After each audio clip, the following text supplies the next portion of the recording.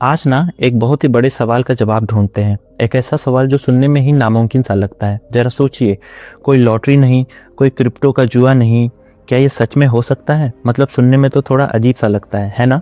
लेकिन आज ना हम इसके पीछे का पूरा गणित और इसका सच समझने वाले हैं।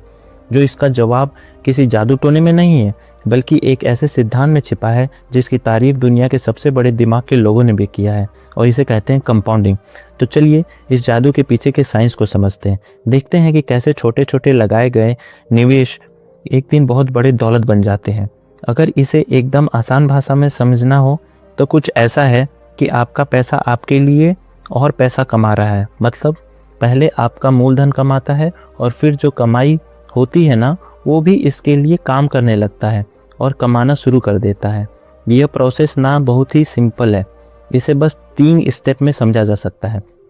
पहला, आप पैसा लगाते हैं। दूसरा, उस पैसे पर आपको रिटर्न मिलता है। और तीसरा, उस रिटर्न पे भी रिटर्न मिलने लगता है। बस यही तीसरा स्टेप है जो सारा का सारा खेल बदल देता है। चलिए एक उदाहरण से समझते हैं। मान लीजिए 1 लाख रुपए लगाएं। पहले साल सारा परसेंटेज के हिसाब से 12% के हिसाब से 12,000 रुपये का रिटर्न आता है, ठीक है। लेकिन दूसरे साल देखिए रिटर्न बढ़कर हो गया 13,440 रुपये। अब सवाल यह है कि ऐसा क्यों हुआ? क्योंकि अब जो ब्याज मिल रहा है वो सिर्फ 1 लाख पर नहीं, बल्कि 1,12,000 पर मिल रहा है। और बस यही से ग्रोथ तेजी पकड़ लेती है साल दर साल। इसको समझने के लिए अच्छा तरीका है स्नोबॉल इफेक्ट। सोचिए, एक छोटा सा बर्फ़ का गोला जब पहाड़ी से नीचे लुढ़कता शुरू करता है तो वो अपने साथ बर्फ़ लपेटता चला जाता है और बड़ा होता जाता है। बस बिल्कुल वैसे ही आपका पैसा भी समय के साथ लुढ़कता चला जाता है और फिर वो कंपाउंडिंग के इफेक्ट से बड़ा हो जाता है। तो फिर इस पूरी कंपाउंडिंग की कहानी का सबसे ज़रूरी हिस्सा क्या है? क्या वो पैसा है? नहीं, असली सीक्रेट कुछ और ही है। चलिए देखते हैं। और ये है वो करोड़पति वाला सवाल। एक बिल्कुल रियल सिचुएशन लेते हैं। हर महीने 10,000 रुपये पूरे 25 साल के लिए। क्या लगता है नतीजा क्या हुआ होगा? चलिए हिसाब लगाते हैं।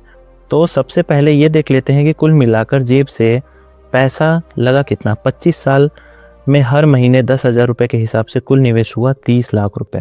ठीक है, ये भी एक बड़ी रकम है। लेकिन अब असली जादू देखने के लिए तैयार हो जाइए। और ये रहा नतीजा। 30 लाख का निवेश बढ़कर हो गया लगभग 1,70,00,000 रुपए। यही है कंपाउंडिंग की असली ताकत। मतलब लगाए जितना मिला उससे 5.5 गुना से भी ज़्यादा। चौंक गए ना? रुकिए, पिक्चर अभी बाकी है। क्या होगा अगर इसी निवेश को सिर्फ 5 साल और चला दिया जाए? सुनने में तो बहुत छोटा सा बदलाव लगता है ना? देखिए, वो एक्स्ट्रा 5 साल 1,70,00,000 को सीधे लगभग कितने करोड़ बनाएगा? 3 करोड़ रुपए बना देता है। Almost double. पता है क्यों? क्योंकि निवेश के जो आखिरी कुछ साल होते हैं वो सबसे ज़्यादा पावरफुल होते हैं। और यही वो संभावित करते हैं कि इस खेल में समय पैसे से भी ज़्यादा कीमती है। इस बात को ना एक कहानी से समझ लेते हैं। 2 दोस्त हैं, राहुल और अमित। दोनों हर महीने बराबर पैसा लगाते हैं, 10,000 रुपये। फ़र्क सिर्फ इतना है, राहुल 10 साल पहले शुरू कर लेता है और नतीजा आपके सामने है।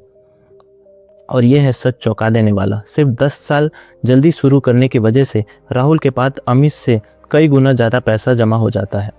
क्यों? वे बहुत ही सिंपल है।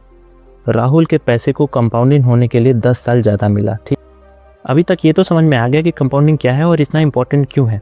लेकिन अगला सवाल ये है कि निवेश करे तो करे कहाँ निवेश करें जहाँ अच्छे रिटर्न मिले? तो हमारे पास बहुत सारे इन्वेस्टमेंट ऑप्शन आज के टाइम पे अवेलेबल है। जैसे कि SIP के जरिए म्यूचुअल फंड या इंडेक्स फंड में हम इन्वेस्टमेंट कर सकते हैं। PPF और NPS भी एक अच्छा विकल्प है।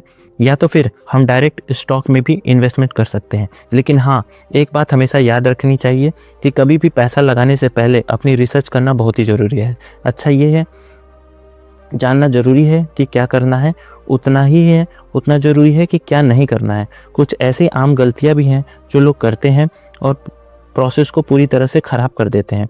इसीलिए हमें क्या करना है इसके साथ साथ ये भी होना चाहिए कि क्या नहीं करना है। आइए कंपाउंडिंग की आम गलतियां को समझ लेते हैं। तो चलिए देखते हैं कि ऐसी कौन कौन सी गलतियां हैं जिससे बचना चाहिए। और ये सब 3 सबसे बड़ी गलतियां हैं। पहली सबसे इम्पोर्टेंट गलती है देर से शुरुआत करना। राहुल और अमित की कहानी में हमने ये ऑलरेडी देख लिया। दूसरी और तीसरी बीच में निवेश को रोक देना। और फिर सबसे बड़ी गलती है जल्दी पैसे निकाल लेना। ये जानते हैं कि धैर्य और अनुशासन ही इन्वेस्टमेंट की सबसे बड़ी नींव है, खासकर तब जब मार्केट नीचे की तरफ जा रहा हो।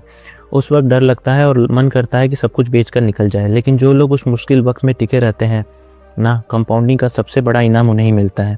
आखिर में ये पूरी कहानी का एक सोच, एक मिसाल और एक फैसले पर आकर रुक जाता है। चलिए देखते हैं कैसे। देखिए, वही 10,000 रुपये है, इसमें से एक फ़ोन की EMI भी दी जा सकती है, उसी कीमत पर हर दिन घटती जाती है, या फिर उसी 10,000 रुपये से एक SIP भी शुरू किया जा सकता है, जो समय के साथ बढ़कर एक बहुत बड़ा दौलत बन जाता है। यह सिर्फ और सिर्फ एक चॉइस और एक मानसिकता का फ़र्क है, और यही बात इस पूरी बातचीत का सारांश है कि अमीर बनने के लिए डिसीज़न ही सबसे बड़ा रोल प्ले करता है। उसी 10,000 रुपये से क्या हम एक फ़ोन के लिए EMI स्टार्ट कर सकते हैं, और उसी 10,000 रुपये से हम एक SIP शुरुआत कर सकते हैं। बस इसी एक सवाल के साथ आज की बात को हम ख़त्म करते हैं। अगली बार जब भी आपके हाथ में 10,000 रुपये आए, तो आप सोचिएगा कि उससे मुझे एक सामान खरीदनी है, या एक EMI स्टार्ट करना है, या मुझे एक आने वाले कल के लिए SIP को स्टार्ट करना है। फैसला आपका है।